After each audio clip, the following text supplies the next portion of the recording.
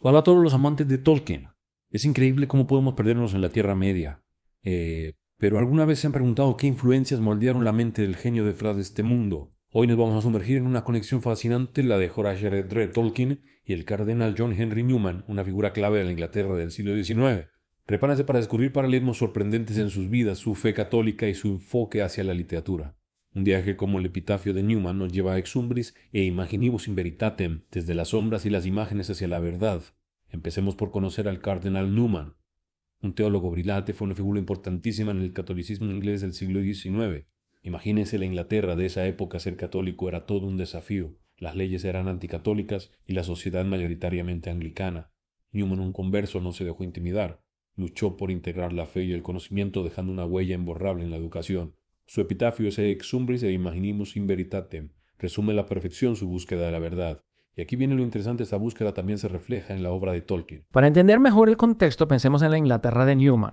Había tres tipos de católicos: los católicos viejos, familias que mantuvieron su fe a pesar de siglos de persecución, los conversos como Newman, y un grupo que crecía rápidamente de los inmigrantes irlandeses, en su mayoría obreros que llegaban durante la Revolución Industrial. Cada grupo vivía su fe de manera diferente, enfrentando desafíos únicos. Y aquí es donde Tolkien entra en escena. Su madre Mabel se convirtió al catolicismo, un paso valiente en esa época. Imagínense el impacto en la familia. Este evento marcó profundamente al joven Tolkien y plantó las semillas de una fe inquebrantable que más tarde florecería en su obra. Y ahora hablemos de un personaje que conecta directamente a Newman con Tolkien: el padre Francis Morgan, tutor de Tolkien y párroco del oratorio de Birmingham. Lo curioso: Morgan fue alumno de Newman en la escuela del oratorio. A través de Morgan, Tolkien tuvo contacto directo con las ideas de Newman. Morgan se convirtió en un puente entre la brillante mente del cardenal y la formación del futuro creador de la Tierra Media. Y ya que hablamos de mentes brillantes, pasemos a la literatura. Newman tenía una visión particular sobre la literatura católica, que sorprendentemente se asemeja al enfoque de Tolkien. Para Newman, la literatura no debía ser un vehículo para sermonear, sino una exploración honesta de la condición humana. ¿Les suena familiar? Recordemos la versión de Tolkien a la alegoría, esa representación simbólica, donde los personajes violentos tienen un significado fijo. Tolkien prefería la aplicabilidad de los mitos, es decir, que cada lector encontraba su propio significado en las historias. Ambos amantes de la educación liberal veían en la literatura un reflejo del alma humana, y aquí hay una idea fascinante. Newman creía que el estilo de un autor reflejaba su mente, casi como si plasmara su propio mundo interior en la obra. ¿Y qué me dicen del concepto de subcreación de Tolkien? Esa idea de que el hombre a imagen de Dios puede crear mundos secundarios. ¿No les parece que hay una conexión profunda con la visión de Newman sobre el estilo del autor como reflejo de su mente? Y hablando de mundos, no podemos olvidar el escenario que ambos compartieron: Oxford. Para Newman, Oxford era un lugar de añoranza, un paraíso perdido tras su conversión al catolicismo. Lo plasmó en su novela Los Sanguin, una especie de diálogo platónico sobre la experiencia de la conversión. Tolkien, en cambio, vivió Oxford al máximo. Estudió y fue profesor allí gracias a que las restricciones para los católicos se relajaron en su época.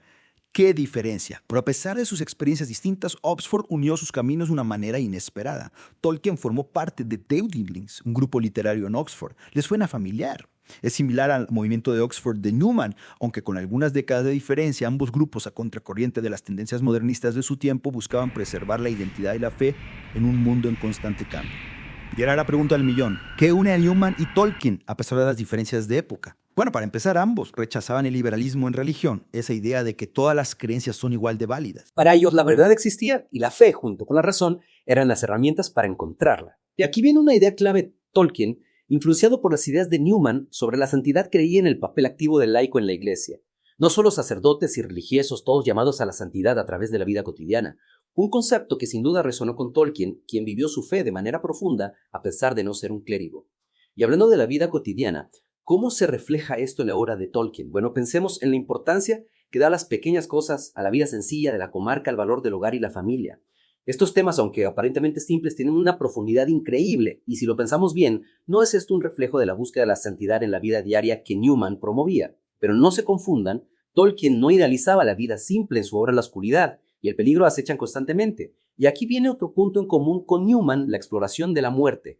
¿Recuerdan la escena de la muerte de Boromir en la Comunidad del Anillo? La forma en que Tolkien describe la muerte no como un final, sino como parte de un misterio mayor. Nos recuerda a la búsqueda de Newman por comprender el significado de la muerte a través de la literatura.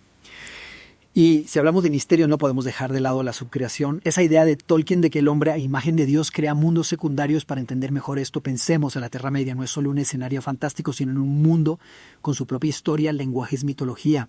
Es como si Tolkien hubiera creado un universo paralelo, una subcreación que refleja su propia visión del mundo, su fe y sus valores. Y aquí es donde la conexión con Newman se vuelve aún más fascinante. Newman creía que el estilo de un autor reflejará su mente, ¿verdad? Pues bien, la subcreación de Tolkien lleva esta idea un paso más allá, no solo refleja la mente, sino que crea un mundo entero a partir de ella. Y hay otro detalle que nos ayuda a entender la influencia de Newman. Tolkien se inspiró en obras de origen pagano, como el Kalevala finlandés o el Beowulf anglosajón.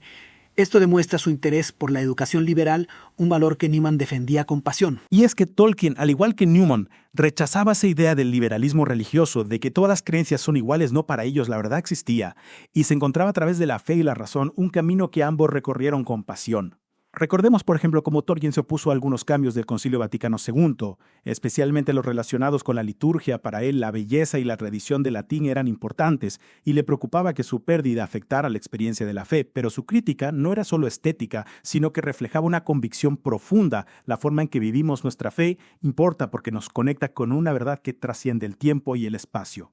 Y aquí es donde vemos la genialidad de ambos. Tanto Newman como Tolkien se adelantaron a su tiempo. Newman, con su ensayo sobre el desarrollo de la doctrina cristiana, casi predice las teorías evolucionistas de Darwin. En su obra explora cómo la doctrina cristiana ha evolucionado a lo largo de la historia, adaptándose a nuevos contextos sin perder su esencia. Y Tolkien, con su mundo en constante cambio, nos muestra la evolución no solo de la Tierra, sino también de los seres que la habitan. Pensemos en la transformación de los hobbits que abandonan la comodidad de la comarca para enfrentar peligros inimaginables. Es como si a través de la fantasía nos estuviera hablando de la historia de la humanidad, de nuestra propia evolución espiritual, de cómo las pruebas y los desafíos nos moldean y nos acercan a la verdad. Al final nos quedamos con un legado impresionante, dos mentes brillantes que, a pesar de vivir en épocas distintas, compartieron una visión del todo profundamente arraigada en la fe católica. Newman, el precursor, abriendo caminos con su intelecto y su lucha por integrar fe y conocimiento, y Tolkien, el creador de mundos, plasmando en su obra esa búsqueda de la verdad, esa lucha entre el bien y el mal, esa esperanza en la catástrofe final. Y volviendo al padre Morgan, ese puente entre Newman y Tolkien, vemos cómo las ideas pueden trascender generaciones y moldear las mentes de aquellos que buscan la verdad. Al ser alumno de Newman Morgan, le transmitió a Tolkien esa llama de la fe, esa visión de un catolicismo que no se encierra en dogmas, sino que abraza la razón y el conocimiento. Tolkien, influenciado por esta visión, se convirtió en un laico comprometido, demostrando que la santidad no es exclusiva de sacerdotes o religiosos en sus cartas. Tolkien habla de la santidad de la vida ordinaria. Esa idea de que cada uno de nosotros en nuestro día a día podemos vivir nuestra fe y acercarnos a Dios a través de nuestras acciones, nuestras decisiones, incluso en medio de las dificultades. Y qué mejor ejemplo de esto que la propia obra de Tolkien.